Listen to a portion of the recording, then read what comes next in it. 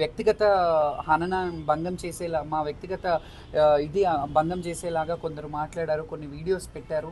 దాని మీద యాక్షన్ తీసుకోవాలి ప్రభుత్వం. ఎందుకంటే ప్రభుత్వం మేము ఎప్పుడు చర్చలు పెట్టుకొని ఒకసారి కాకపోయినా ఒకసారైనా బాగా వాళ్ళు మమ్మల్ని స్పందిస్తూ మేము మొత్తం ప్రభుత్వం జీరో చేసిందని నేను ఎప్పుడు చెప్పలేదు, చేస్తున్నారు. అందులో మరి ఎందుకు పర్టికులర్గా కొంత విఫలం అవుతున్నారు? చేస్తున్నప్పుడు బాగా చేయాలి కదా అని అంటాం, బాగా చేయలేనప్పుడు బాగా చేయలేదని అంటాం, బాగా చేసినప్పుడు గత సంవత్సరంలో బాగా చేశారని చెప్పాము, ఈ సంవత్సరం బాగాలేదంటే బాగాలేదన్నాను. దాన్ని సోషల్ మీడియాలలో వాళ్ళు యూట్యూబ్లలో వ్యూస్ కోసము ఎన్కాష్ చేసుకోవడానికి ఈ సమస్యని వాళ్ళు రాంగ్గా పోర్ట్రేట్ చేయాలి, అందరూ ఒకలా చూపిస్తున్నారు. ఎవరు కూడా శాటిలైట్ ఛానల్ వాళ్ళు కానీ ప్రింట్ మీడియా వాళ్ళు కానీ ఎవరు అట్లా రాయలేదు.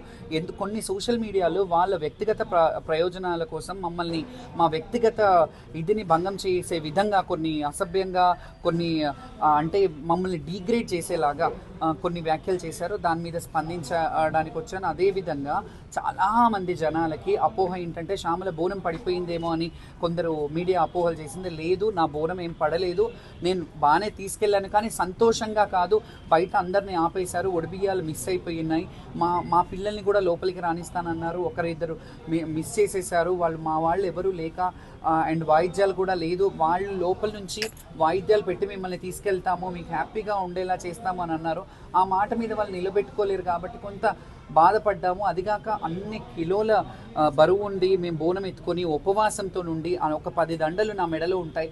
దాంట్లో ఊపిరాడక తొక్కిరి బిక్కిరిలో నాకు కొంచెం స్పృహ కోల్పోయిన విషయం తెలిసిందే మీ అందరికీ. స్పృహ కోల్పోతే దాన్ని డ్రామా అని దాన్ని ఇదని కొన్ని దుష్ట శక్తులు కొందరు కావాలని దాన్ని పోర్ట్రే చేసి వాళ్ళతో చేయిస్తున్నారనేది విషయం తెలిసింది. దాని మీద తీవ్రంగా ఖండించాలని కోరుకున్నాం. ఎందుకంటే కొందరు మేము అమ్ముడు పోయాము, మీరు అయ్యారా, మీరు బయటకు వచ్చి డ్యాన్స్ ఇట్లా ఆడారు అని అంటే ఆడడానికే పుట్టామండి. మా కాలికి గజ్జ కట్టింది మాకు రోజు గడవదు.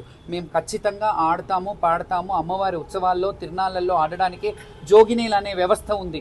జోగినీలు ఎక్స్ప్లాయిటేషన్ అయ్యే జోగినీలు కాదు. మేము మా సంతోషాన్ని వ్యక్తపరచుకొని అమ్మవారి గుడికి అంకితమైన వాళ్ళం కాబట్టి దాని గురించి మాట్లాడాను. అండ్ ప్రభుత్వం కూడా సక్రమంగా జరగాలంటే ప్రభుత్వం ఏం చర్యలు తీసుకోవాలి? ప్రభుత్వం ఖచ్చితంగా చర్యలు తీసుకోవాలి.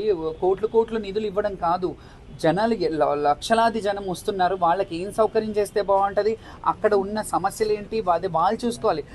జాగా కొంచెమే ఉంది అట్లా అవుతుంది అని అంటే వెనకల నుంచి కూడా చాలా ఖాళీ ప్లేస్ ఉంటుంది, వాళ్ళు అక్కడ నుంచి కూడా ఒక లైన్ క్రియేట్ చేసి పంపించవచ్చు. వెనకాలంతా ఖాళీగా ఉంటుంది. విఐపీలని ఆ లైన్లో పంపించడమా, లేకపోతే ఇటు అంతా బ్యారికేడింగ్ చేస్తారు, ఓన్లీ ఫ్రంట్కే పెడతారు. వెనకల నుంచి కూడా వచ్చే విధంగా, లేకపోతే ముందుకు వచ్చిన భక్తులు వెనకల నుంచి వెళ్ళిపోయే విధంగా ఇట్లాంటివి చాలా చేయొచ్చు వాళ్ళు కావాలంటే. కానీ అది వాళ్ళ వైఫల్యానికి ఇంకొకటి ఒక లైన్ కూడా తగ్గించారు. శివశక్తుల లైన్ ఉండేది, మొన్న మీడియా ప్లాట్ఫామ్ వెనకాల నుంచి ఒక లైన్, స్పెషల్ లైన్ ఉండేది, లాస్ట్ ఇయర్ కూడా ఉంది. ఈ ఇయర్ అది కూడా తగ్గించారు. వీటన్ని సమస్యలు వాళ్ళు చేసిన దాన్ని మా మీద రుద్దేసి మేమేదో ఇది చేస్తాము అనడం తప్పు.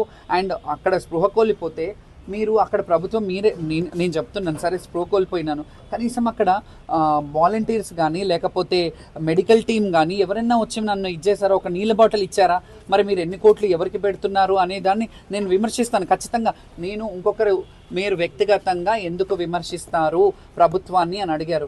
నేను వ్యక్తిగతంగా ఎక్కడ ప్రభుత్వాన్ని విమర్శలు అంటే ఎలా ఉంటాయో తెలుసా? నేను హైడ్రా మీద మాట్లాడితేనో, ఇంకేదో ప్రభుత్వ వైఫల్యం మీద మాట్లాడితేనో, ఇవన్నీ మాట్లాడితే విమర్శించినట్టు అవుతుంది. నేను ఎవ్వరి గురించి విమర్శించలేదు, ప్రభుత్వం గురించి అంతకన్నా. ప్రభుత్వము మాకు తల్లి లాంటిది. మీరు మమ్మల్ని బిడ్డల్లాగా హక్కును చేర్చుకొని మేము చేసే కార్యక్రమానికి ఏదైతే ఉందో దాన్ని అంటే సంతోషంగా సహకరించండి. మేము ఏమి కోరుకోము, మేము అసెంబ్లీలో మేము వస్తాము, మాకు గ్రీన్ కార్పెట్ ఏమని అడగలేదు. అమ్మవారి గుడికి వెళ్తాము, మాకు కొంచెం దారి ఇవ్వండి, మేము బోనం ఎక్కించుకోవడానికి మాకు అవకాశం ఇవ్వండి అని హక్కు అడుగుతున్నాను. ఇది సమంజసం అనిపించట్లేదా మీకు? ఏంటండి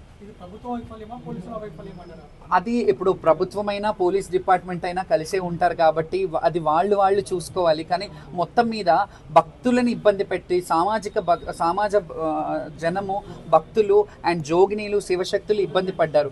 అది వాళ్ళు పరిశీలించుకోవాలి. ఎవరి వైఫల్యం అనేది ప్రజలకి తెలిసిపోయింది, ఎవరి వైఫల్యం అనేది. కాకపోతే ప్రభుత్వం దాని మీద ఒక చర్య తీసుకొని ఇక మీద ఇలాంటివి జరగవు, ఇలాంటివి చేస్తాము, కమిటీలు వేయడం కాదు, కమిటీలో కరెక్ట్ అయిన పర్సన్స్ని వేయడం కూడా ఇంపార్టెంట్. ఎందుకంటే భేషజాలకు పోవద్దండి.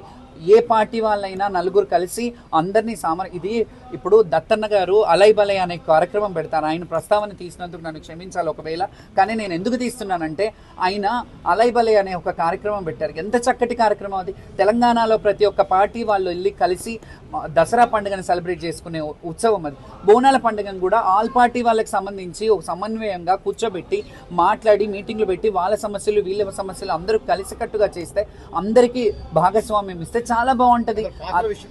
ఇష్యూ ఎలా చేయాలి, మీకు అనుకూలంగా ఉండేటట్టు ఏ విధంగా చేయాలి? ఖచ్చితంగా సీనియర్స్ని గ్రహించి కొంత ఇది చేయాలండి. ఇప్పుడు మీరు ఈ ఒక పోస్ట్ ఇస్తారండి, ఆ పోస్టులు తీసుకున్న వాళ్ళకి కూడా అక్కడ గ్రీన్ కార్పెట్ ఇస్తారు. కానీ భక్తితో సేవలు చేసే వాళ్ళకి, మాకు అలాంటి వాళ్ళకి కొంత ప్రయారిటీ. మేము ఏ పోస్టు అడగట్లేదు, మా కొద్దుతల్లో మీ పోస్టుల మీద మేము ఏమి ఇది చేయమో ఆ పోస్టులు పాడైపోను. చాలామంది ఏమో రాజకీయ లాభం కోసం రాజకీయ లాభం కోసం చేయాలంటే చాలా మంది నాకు పొలిటికల్ పార్టీస్ ఆఫర్ ఇచ్చాయి. నేను ఏ రోజు రాజకీయం, ఎందుకంటే ఒక్క పార్టీకి ఉంటే ఒక్కరికి మనం అంకితం అయిపోతాం. వద్దు, మాకు అందరూ కావాలి. మీకు బీజేపీ వాళ్ళు బోనాలు ఎత్తిచ్చే వాళ్ళు ఉన్నారు, కాంగ్రెస్ వాళ్ళు ఉన్నారు, బీఆర్ఎస్ వాళ్ళు ఉన్నారు, సామాన్యమైన భక్తులు కూడా ఉన్నారు, చిన్న చిన్న లీడర్లు, సర్పంచ్లు, ఎమ్మెల్యేలు, కార్పొరేటర్లు అందరూ మమ్మల్ని పిలిచి బోనాలు వేయించి అన్ని పార్టీస్ నుంచి. సో మాకు పార్టీలకు ఎక్కడ ఆస్కారం ఉంది? మీరు సీనియర్స్ని గ్రహించి మేము బోనం తెచ్చినప్పుడు ఏం అడుగుతున్నామండి మిమ్మల్ని ప్రభుత్వాన్ని రిక్వెస్ట్ చేస్తున్నాం. మా శివశక్తిలోకి ఒక ప్రత్యేకమైన క్యూ లైన్లు పెట్టండి, సీనియర్స్ని గ్రహించండి. ఇప్పుడు మాకు కూడా వయసు నుంచి చేస్తూ వస్తున్నాం, కొంత మాలో కూడా శక్తి తగ్గిపోతుంది. ఇప్పుడు ఇన్నేళ్ళు నేను కష్టపడ్డ, నాకు బాధ అనిపిస్తుంది. అక్కడ నేను స్పృహ తప్పి కోల్పోతే దాని మీద మీరు విమర్శిస్తున్నారు. ఇన్నేళ్ళు సంపాదించుకున్న నా కష్టాన్ని నేను కావాలని పాడు చేసుకుంటానా? అది మీ విఘ్నతకు వదిలేస్తున్నాను. నేను అక్కడ స్పృహ తప్పి కోల్పోతే కూడా మీరు దాన్ని రాజకీయం చేయడం కరెక్ట్ కాదు.